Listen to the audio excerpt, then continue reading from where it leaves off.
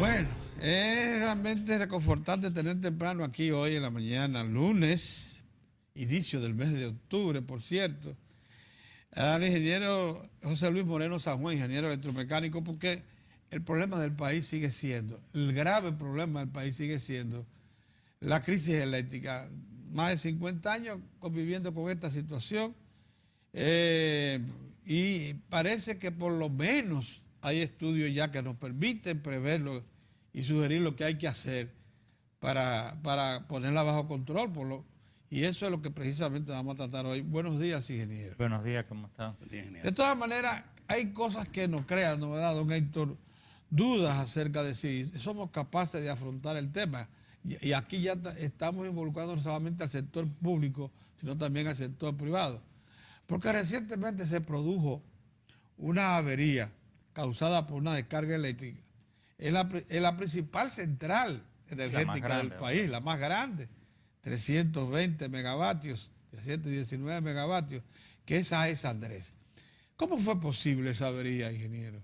Bueno, eso es algo inexplicable para los que conocen un poco del tema a nivel técnico, por dos razones. O sea, primero, cuando cae un rayo en una instalación de ese tipo, hay todo un sistema de aterrizaje que conduce la descarga hacia la tierra. O sea, protección. Sí, hay protección, o sea que no pasa absolutamente nada. Pero vamos a ver si cae en las líneas, porque puede que no caiga exactamente en el edificio, sino que cae en la línea de transmisión hacia... Entonces lo que produce generalmente esa descarga es una protección de la parte eléctrica, se desconectan los generadores de la red y entonces lo que debe de actuar son las protecciones que tiene el turbo, la turbina, ya sea a gas o a vapor, para evitar que el conjunto del turbogenerador, o sea, el generador que está acoplado a la turbina y la turbina propiamente dicha, se vayan a sobrevelocidad. O sea, cuando pasa el evento de que se queda sin carga un generador de manera súbita, o sea, en un momento, generalmente lo que tiende es al conjunto aumentar la velocidad de rotación, o sea, la que le llaman las RPM del conjunto. Hay un sistema de regulación de velocidad, que es lo que le llaman el gobernador de la turbina, que trata de volver a poner la turbina en unas RPM que son las nominales de diseño, pero si eso no funciona, porque no lo puede hacer porque fue muy desproporcionada la variación de la carga, como puede ser en este caso, entonces hay una protección de sobrevelocidad que corta en este caso, porque fue la turbina de vapor que se averió, el paso de vapor para que la turbina se detenga. O sea, después, claro, cuando se detiene la turbina todavía se tiene que quedar dando un giro lento para que se enfríe y no tenga pandeo en el eje. O sea, que no se, vamos, para que la gente lo entienda, que no se doble el eje. O sea, Correcto. ese es el pandeo. En adición a eso, casi todas estas plantas tienen un sistema de protección por vibraciones anormales que también puede actuar en caso de que fallaran los otros dos y también corta la turbina, el paso del Oiga vapor. usted. En el caso del turbogenerador a gas de esa central, no pasó nada, simplemente se desconectó de la red y funcionaron todos los sistemas de protección. En el caso del turbogenerador a vapor, de ese ciclo combinado, no ocurrió nada de esto. Al principio se habló de el evento de caer un rayo.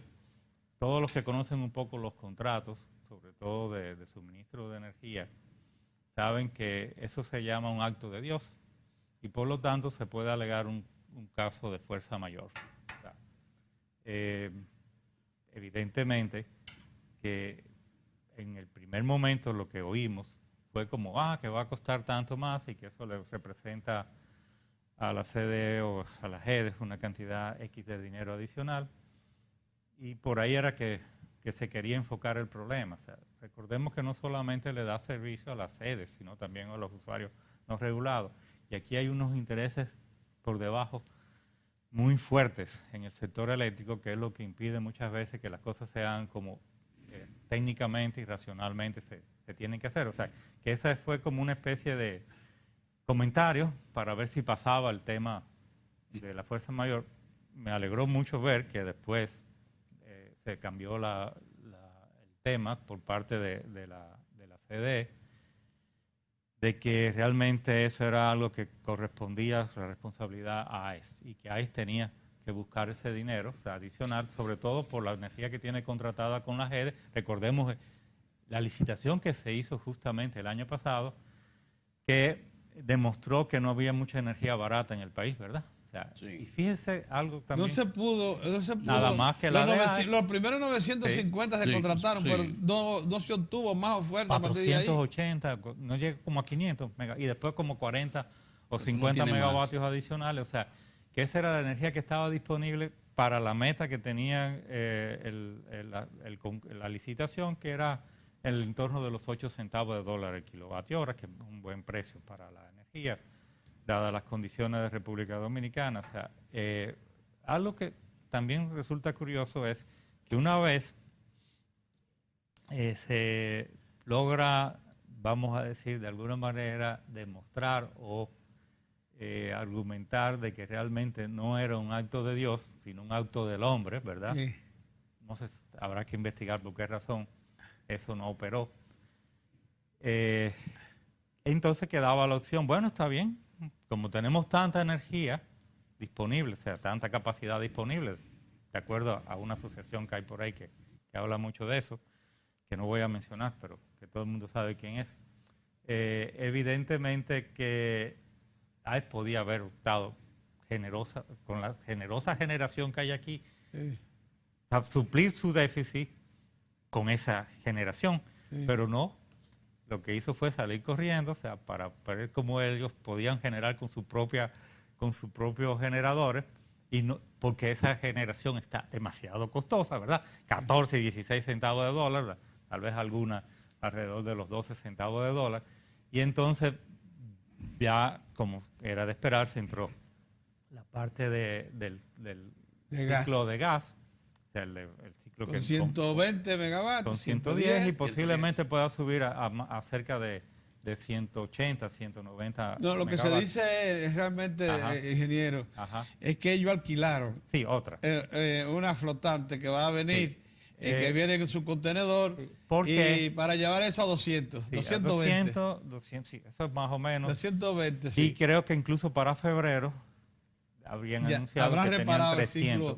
Pero usted dijo... No estoy seguro que sea exactamente que hayan reparado, puede que sí, pero la urgencia, por eso es que yo digo que las leyes y los reglamentados tienen que cumplirse, porque la urgencia se presenta cuando los responsables iban a ser ellos. Si hubiese sido el gobierno el responsable, como se quiso decir al principio, ¿qué importa? Nos quedamos con lo que sea, pero como está... Todo el mundo sabe lo que significa fuerza mayor y toda esa cosa. Ya tenemos una cultura eléctrica más o menos bien estudiada, pues entonces evidentemente eso se pudo desmontar. Correcto. Bueno, yo creo que está claro el tema de la avería, ¿no? ¿Verdad que sí? Lo único que faltó por decir es que después de fallar esos 3 niveles de protección que tienen las centrales, todavía el hombre podía intervenir de manera directa, el operador. Y mandar a parar, pero eso para que no llegara. Eso depende si la planta tiene instalado o no algo que sea, porque algunas lo que lo tienen es manual, algunas lo tienen en la propia consola de mando, en el cuarto de control, pero a veces ocurre tan rápido que por eso es que todo está automatizado, porque a veces averías de esas ocurren, se va sobre velocidad tan rápido que no le da tiempo a los humanos a responder. Tomar medidas. Porque por eso es que tiene. Ahora, lo que sí es bueno que se sepa que también está esa opción. Esta opción existe. Pero para casos donde el irse a sobre velocidad es más lento. Sí. Don Pedro, en la primera parte de la pregunta él hablaba, nosotros tenemos el déficit identificado, incluso cuando proyecta el tiempo, tiene la información. Y hablamos de lo difícil que es actuar, que ahí es donde está la dificultad. Esto, Sí. en este momento, ¿cómo ustedes? Bueno, fíjese, por eso es importante que existan planes de expansión, porque Sí. el sector eléctrico no se puede manejar en el cortoplacismo. Sí. O sea, usted tiene que hacer planes de expansión de largo plazo, a largo plazo, y esos planes se hacen fundamentalmente con una buena proyección de la demanda. La demanda no es solo la demanda general, sino la demanda sectorial, es decir, cuánto va a crecer la residencial, la comercial, la industrial, y regional, dónde va a ser ese crecimiento para más o menos ubicar los centros de generación lo más cercano a los centros de carga principales. Y también hacer todas las proyecciones que hay que hacer para hacer los enlaces de transmisión, que es lo que le da la redundancia de oferta que garantiza que no haya interrupciones del servicio.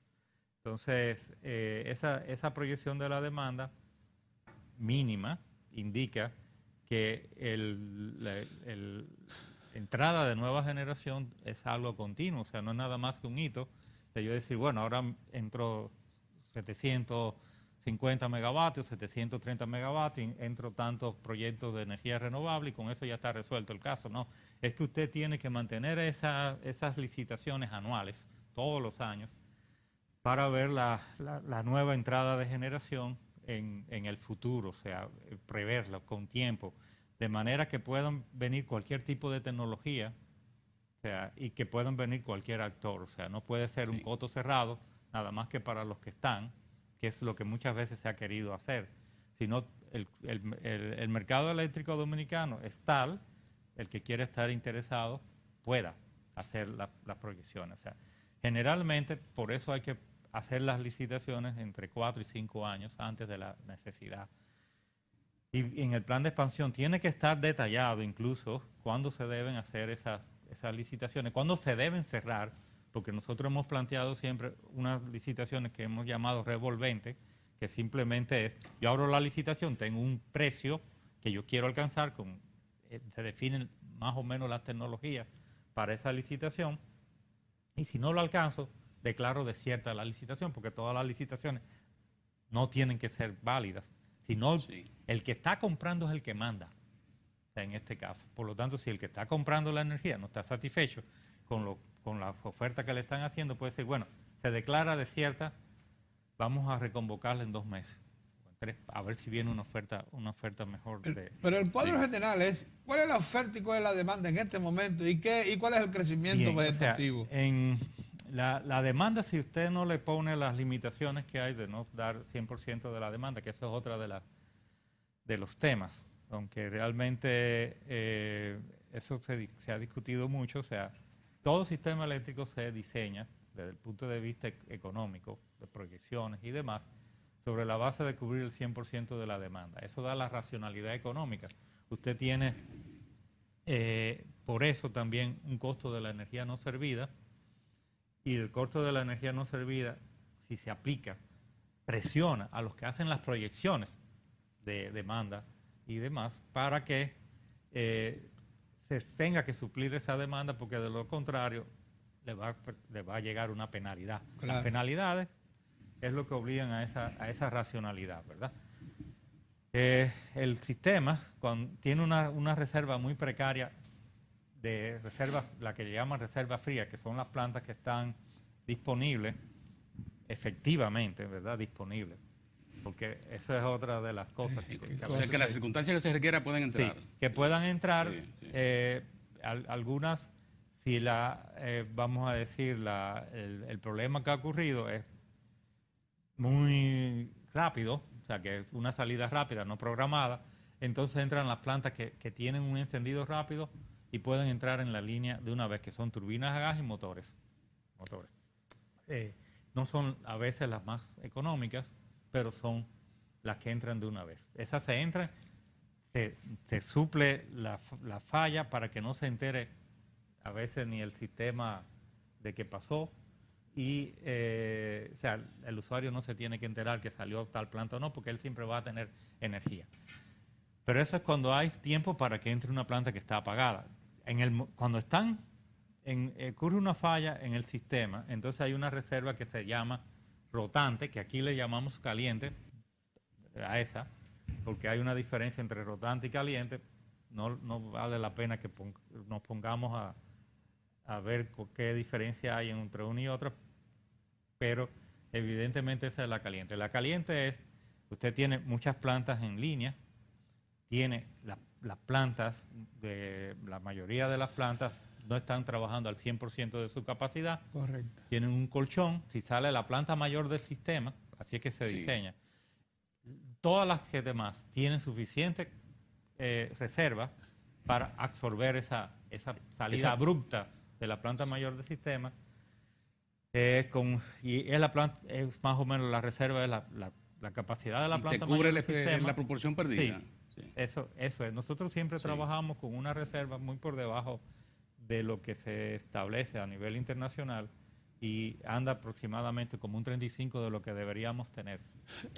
Y por lo tanto, cuando hay una salida de una planta grande, ya todo está ajustado a que cuando baja la frecuencia en un determinado circuito, en una subestación, hay circuitos que se sacrifican. O sea, hay un circuito que se dispara primero, el otro se dispara, y hay uno último que se dispara y puede que salga hasta la subestación completa, porque nosotros regulamos frecuencia en ese tipo de eventualidades y voltaje con sacar carga, no entrar nueva generación. O sea, eso es algo que nada más que se hace en la República Dominicana como práctica común. Y casi siempre a cargo de los propios generadores, porque la superintendencia ahí no tiene mando. No, porque lo que sucede... es que no ejerce su función. El tema es que se hacen unas proyecciones de la demanda semanal, por ejemplo, de lo que se va a consumir, y son las redes que lo dicen. Yo voy a recibir tanta energía, o yo necesito tanta energía para esta semana y se programa. Siempre hay unas programaciones que tienen que ver mucho con el factor económico, de que si entran ciertas unidades, entonces el costo es muy alto, que es lo que se ha evidenciado incluso con la falla de Andrés, que hace Andrés, la parte de turbo a vapor, o sea, del conjunto turbogenerador a vapor, al salir la unidad, pues entonces eso se evidenció otra vez. No, ahora la ADI está contenta. Yo estaba chequeando el Sistema Eléctrico Nacional Interconectado del CENI. Y vi que hasta la ESA está en línea. Y también Unión Fenosa y Puerto Plata, Felipe, todas, y San Felipe, están todas. Entonces, ¿qué pasa? Que eso es todo lo que quería la ADIE. Eso se debe, pero también es una evidencia de que algo no anda bien, que no es como dice Rolando González Bunter con sus tres plantas. AES ha salido rápidamente a tratar de recuperar y no tener que pagar con eso, ¿verdad? Entonces es una prueba en práctica, ¿verdad? Por la vía de los hechos, de que realmente tenemos generación de reserva, pero no a un costo adecuado.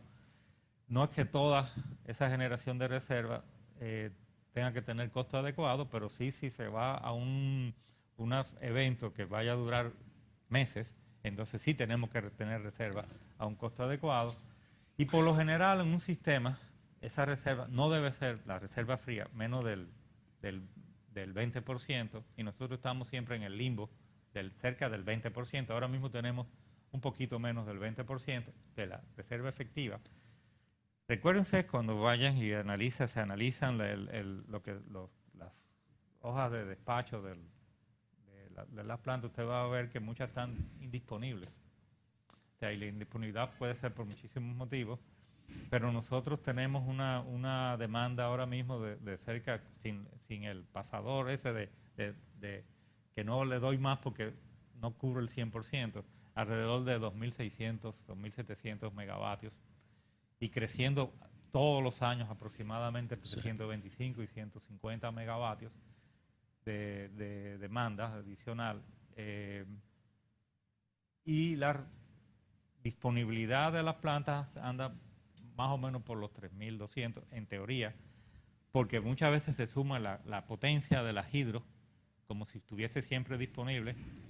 Y solamente están disponibles, cuando hay agua. O sea, y en la noche, de 6 a 10 de la noche. Que ya no hay riesgo. Y las renovables pasa lo mismo. Por ejemplo, estos días que hay mucha lluvia y demás, los fotovoltaicas es muy precaria. O sea, la generación fotovoltaica no es que no haya, pero nunca es la nominal. Generalmente en cuanto a energía se refiere, que es lo que muchas veces debemos hablar con las renovables, la fotovoltaica lo que produce es más o menos un 20% de lo que sería su capacidad nominal efectiva, ¿no? O sea que si usted tiene una 100 megavatios en fotovoltaica, es como si tuviese 20 en una energía que trabajara 24 horas, ¿verdad? Y lo mismo pasa con la eólica. Si usted tiene 100 megavatios, posiblemente lo que tenga son 35, cuando más 40, si trabajara En razón de lo que 24. usted plantea, en este momento ya éramos estar entonces llamando a licitación, para tener energía. ¿Para qué tiempo? Que doble más o menos, sí, por ejemplo, la entrada de Punta Catalina. Al 2022, si no entramos aproximadamente unos 900 megavatios. Adicional a lo de Punta Catalina. Sí, adicional y a lo que ya se ha entrado, volveremos a tener los mismos problemas. Los mismos problemas. O sea que realmente, por eso esto es una labor continua, o sea, no es una labor de un momento. O sea, y las licitaciones tienen que hacerse con tiempo suficiente para que puedan estar las plantas instaladas, porque por ejemplo en el caso de Punta Catalina, evidentemente la planta debió estar el año pasado, o sea, en funciones, se va a pasar y no va a entrar en términos efectivos, tal vez esté entrando en enero y entre enero y mayo, la segunda entre abril y mayo, la primera entre enero, en algún momento en enero, principio de febrero, y la otra. Y fíjese que ha habido muchos atrasos, pero todos esos atrasos tienen que estar incluso a veces hasta más o menos previstos en lo que es el plan de expansión, por lo tanto las licitaciones y la contratación efectiva, porque usted hace la licitación, tiene que hacer el contrato, claro, y especificar claramente cuándo se inicia la obra, cuándo se tiene que terminar y poner penalidades para que se apure el que está construyendo la obra, porque si las penalidades son muy blandas, muchas veces el que está construyendo la obra se acomoda. El incumplidor no tiene temor. Porque yo pago la penalidad y salgo ganando como quiera. Entonces, evidentemente que las penalidades siempre tienen que ser que le duela al que está haciendo el incumplimiento, vamos a decir. Pero debe haber licitaciones de energías renovables al margen de las licitaciones de energía convencional. Varias veces hemos planteado, o sea, que nosotros tendríamos que tener una meta mínima de un 25% de energías renovables para el 2030, energía, no potencia, por eso hablamos de energía, que el de la generación eléctrica dominicana, por lo menos el 25% sea de renovable para el 2030 y para el 2050 no menos del 50%. O sea, pero es bastante energía, bastante potencia que hay que instalar todavía de convencional de aquí al 2050, o sea que no es nada más que... El tema es interesante, pero yo creo que debemos pasar vamos arriba al siguiente cambio y continuamos en Diario de 4.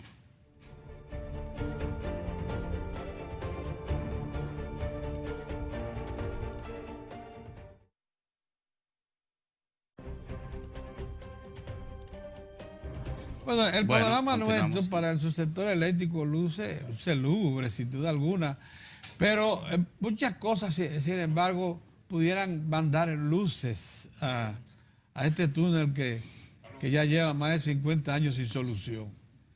En primer lugar, Punta Catalina, que viene por ahí a carbón. Luego de todos los problemas que ha enfrentado. Y en segundo lugar, el famoso gasoducto que va de Andrés a San Pedro de Macorís, probablemente introduzca un elemento de reducción de costos considerable si es que una vez el gasoducto esté a la boca de generadores que hoy consumen Bunker C y gasoil, no tengan más remedio ellos que usarlo. Si es así, estamos hablando de casi 900 megavatios. Entonces, yo digo que las dos cosas combinadas pudieran impactar en una reducción de la factura eléctrica y además en la posibilidad por primera vez de que tengamos una tarifa técnica tal como se había propuesto para finales del año que viene.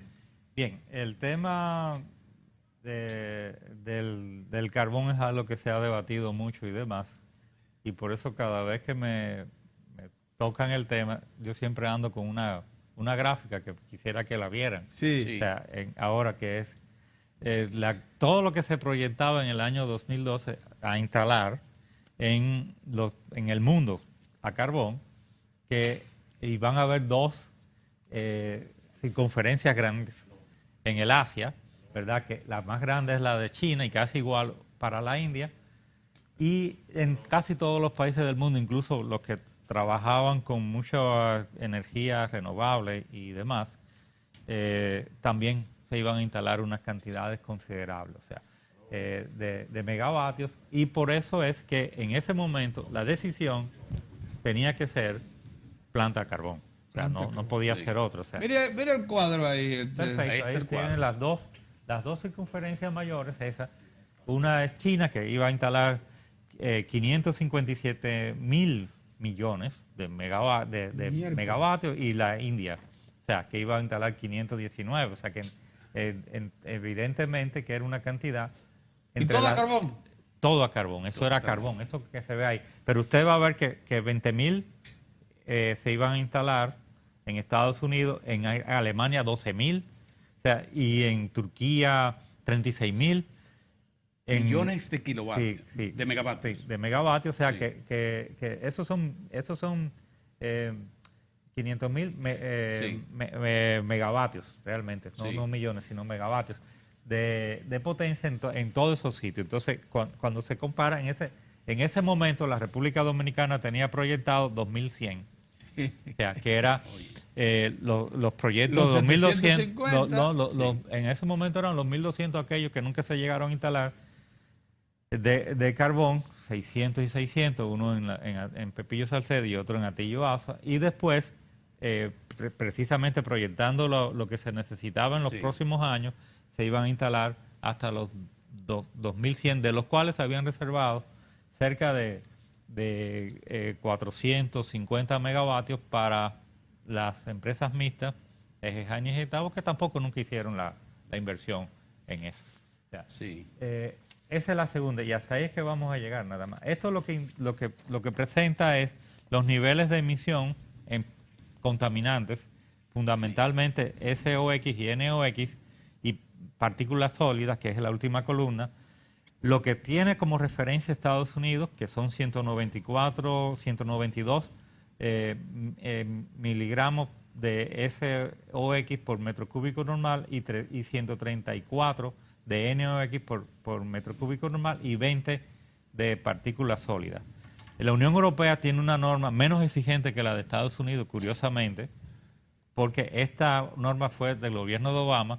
En Estados Unidos no se prohíbe nada, lo que simplemente le ponen una norma que saca, porque ellos no querían carbón, y para carbón es muy difícil. No te permite cumplir competir. eso. Sí, es muy difícil. Los costos, Sí, te pone a los costos que hay que instalar, o sea, sobre el precio base de una planta de carbón para cumplir con esa normativa la hacen incosteable.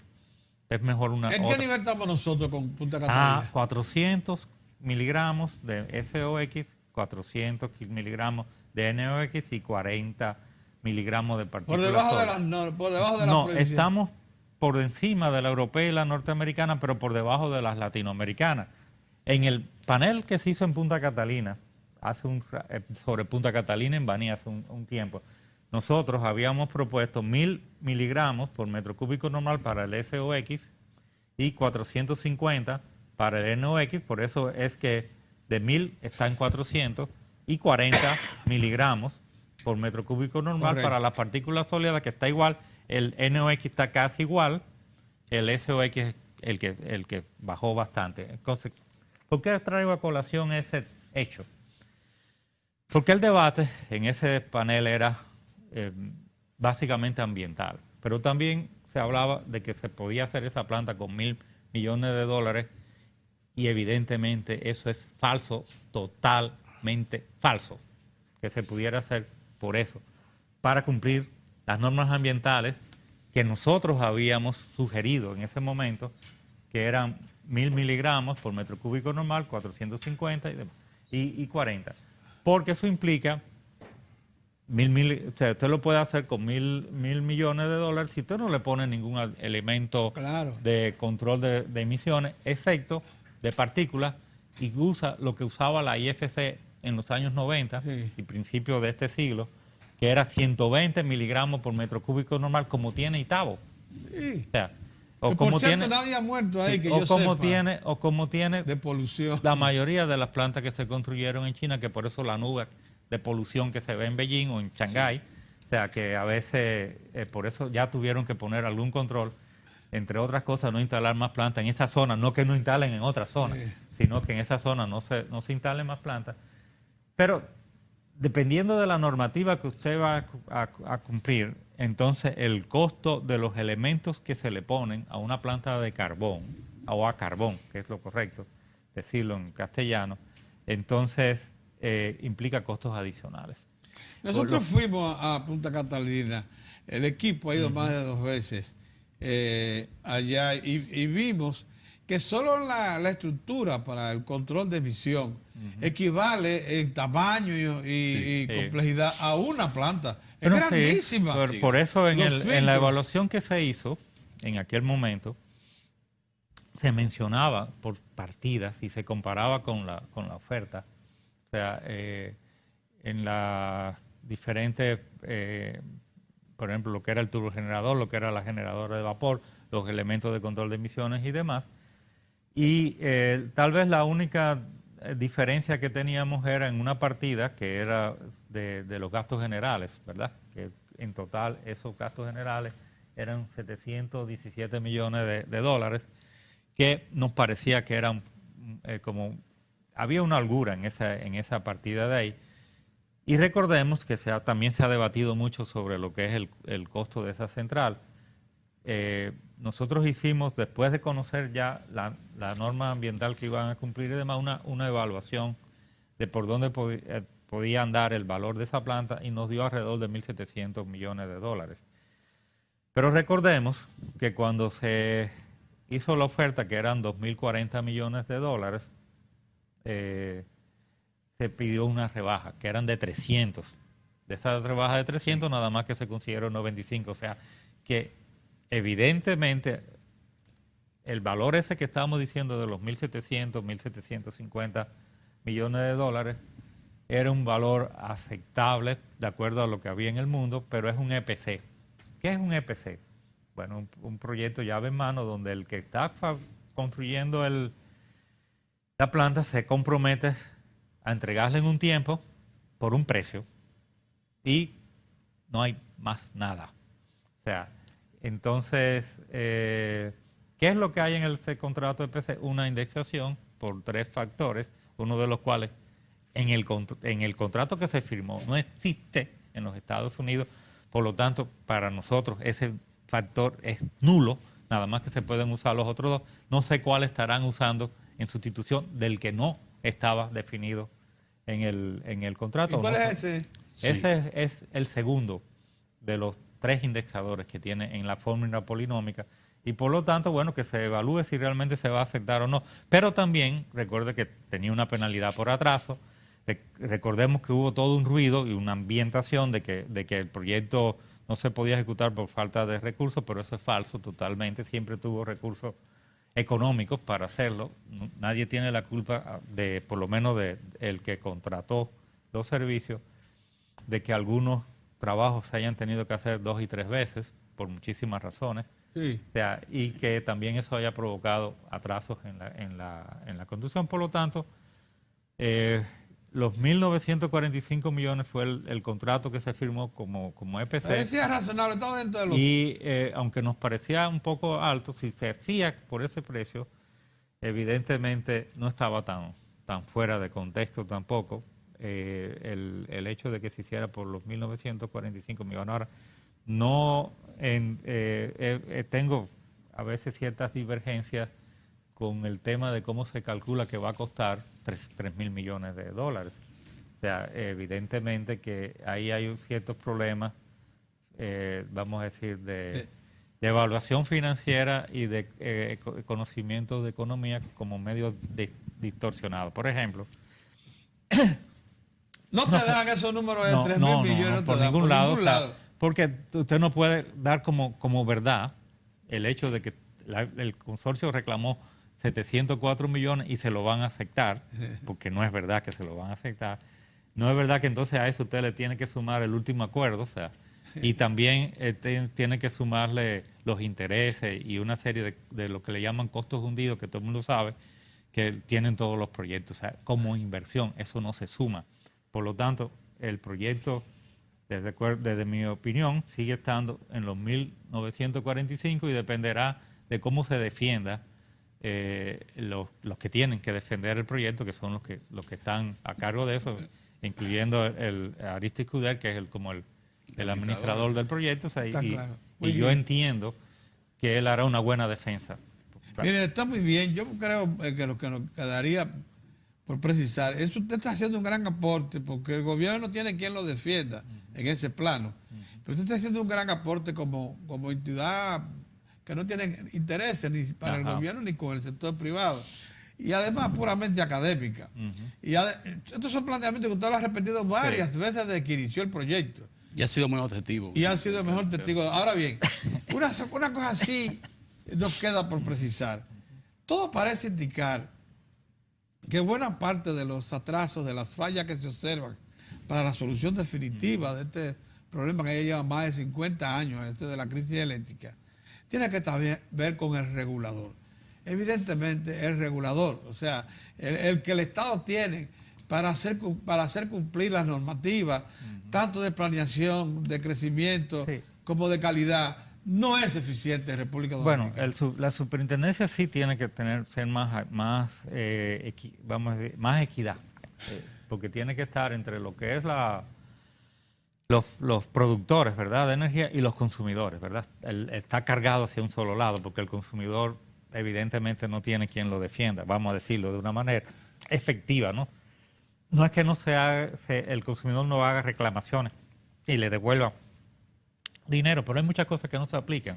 Por eso yo hablo siempre del costo de la energía no servida y el artículo 93 de la ley, que en el pacto lo que propusimos en algún momento nadie nos hizo caso, porque a veces uno habla y nadie le hace caso. O sea, evidentemente a veces eso le pasa a los técnicos que no son políticos, es más, ni se le toma en cuenta las opiniones para nada, pero lo que propusimos es que los circuitos 24 horas se comenzara a aplicar el tema de la energía no servida, porque se supone que son los que ya pagan de acuerdo a cómo se ha proyectado. Lo que dice el ingeniero es que si se aplica el artículo 93, si se aplica el artículo 93 de la ley eléctrica, la energía no servida tiene que ser pagada por la distribuidora. Si ella no es culpable, porque hizo una buena proyección de la demanda, entonces se lo carga el generador. Ese es el tema. Sí. Pero también ahora hay un tema que está el Ministerio de Energía y Minas, que está por asumir su rol a partir de ahora, de octubre, justamente. Después de muchas, vamos a decir, vaivenes, ¿verdad? Él es el que tiene que coger las riendas sobre lo que es el plan de expansión, sobre el tema de las licitaciones, o sea, presionar a las redes que hagan buenas proyecciones de demanda, porque son ellos que tienen que hacer las proyecciones de la demanda, porque son los que tienen que ver con el consumidor, ¿verdad? Pero si acaso hay algo, entonces tiene que haber una unidad que esté haciendo eso en el Ministerio de Energía, porque la Comisión Nacional de Energía deberá incorporarse al Ministerio como esa unidad de política y planificación energética.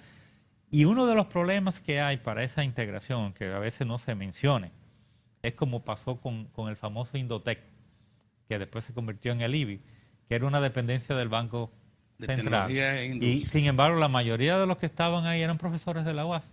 Por lo tanto, cuando quedó en desbandada, me acuerdo que fuimos donde Porfirio García, el rector, y le dijimos, pero esa unidad podía ser asimilada por la UAS en términos de ser su unidad de investigaciones a nivel industrial y esas cosas. Pero la posición era de los mismos profesores y de los mismos empleados. No depender de la UAS. Porque le pagaban muchísimo mejor como dependencia del Banco Central, que es privilegiada en los sueldos y en las prestaciones que tiene, que no se lo podía dar a la UAS. Pues bueno, ahora pasa algo al revés. El ministerio paga menos que la Comisión Nacional de Energía. Y entonces, evidentemente, eso trae un conflicto de por qué... la Comisión Nacional de Energía no quiere ser asimilada. No, ¿Y el INAVI de quién depende ahora? El IBI de quién depende? El IBI no es independiente, tiene una asignación propia. Ajá. Sí. Y Logró bueno, independizarse. Sí, logró después de mucho tiempo y hace una labor, yo diría que no como muy, ente estatal. no muy conocida, pero muy Eso meritoria. te iba a decir, no muy conocida. Pero meritoria. Sí, Ahí, sí. En algún momento, Que tiene buenos en laboratorios. algún momento ahí estaban de los mejores científicos dominicanos Sí. en el área de su... Vamos a tratar de rescatar a Libby, vamos a traer aquí a esos señores. Sí. Bueno, por lo que usted ha dicho, el papel que le corresponde al Ministerio de Energía y Minas a partir de este mes es notable. Fíjese, no porque quiero- va a terminar con una interrogante que hay. ¿Quién es la autoridad? No se Sí, sabe. la autoridad No, no, del energía. ministerio. El Y el rector- ministro, el y rector es depende, de todos energía y van minas. entonces... La superintendencia deberá ser un instrumento. Pero la superintendencia debe ser un poco independiente para que pueda tener la capacidad de regulación y que no le den una pero lo orden. menos Pero que no hay hay que duda ser que el órgano independiente. Tiene que ser Sí. independiente, pero no lo es. Hoy en día no. Ahora, no quería terminar sin hablar Sí, del sí. tema de los combustibles. que No, yo pero Dos creo que- minutos para nos que quede queda. claro en la audiencia, Ah. el órgano rector es el Ministerio de Energía y Minas. Sí, el de la planificación Sí, y todo claro. más. Dos A minutos. partir de ahora. El tema- Claro. De los combustibles, fíjese, evidentemente sí yo creo que hay que revisar un poco lo que es la ley de impuestos de los combustibles. Sí. O sea, de hecho, hicimos un trabajo que es académico de por dónde deberían dar los valores de acuerdo a lo que es el conjunto regional, incluyendo que nosotros somos parte del DR Castar. Claro. Y entonces el combustible influye mucho en lo que son los costos de producción. Y se acuerda que hablábamos de la transición energética y de que de aquí al 2050 debemos desmontar un poco en lo que es el tema de los combustibles fósiles, fundamentalmente en el transporte, porque la gente nada más que piensa que es en el tema eléctrico, pero más que nada es en el transporte. Y por lo tanto el gobierno debe de ir pensando los impuestos que se está recaudando por los Sí. combustibles, ver por dónde lo va a conseguir. Pero además, una idea con relación a eso es, cuando se preparó esa ley, eso daba unos ingresos. Eso se tiene ahí cuántos eran. La diferencia entre los ingresos que daban en ese momento y los que dan ahora es un tema que se puede negociar. O sea, para llevar y ir en función de lo que es la transición energética y tratar de que esos impuestos o esos ingresos que tiene el Estado, que son muchos, no son poquitos, se vayan yendo hacia otros sitios y que se vayan a impuestos directos. Porque lo que pasa es que tenemos muchos impuestos indirectos y los indirectos afectan al que gana 2 millones mensuales como el que gana 20,000 pesos mensuales, ¿verdad? Y es injusto así. Es injusto, sí. Bueno, bien. Muchas gracias, ingeniero, por estar con nosotros. Qué importante ha sido que esté hoy Por la lunes. invitación, sí. Muchas Comenzando. cosas puntuales ha dicho, fundamentalmente relativas a la crisis eléctrica, que como digo, ya se comienza a ver destellos de luces en este túnel oscurísimo que O hemos por lo tenido. menos que se está organizando. Se el está sector. organizando. Vamos a ver. Vamos a ver. Muchas gracias de nuevo. Y a ustedes también por su atención. Regresamos mañana.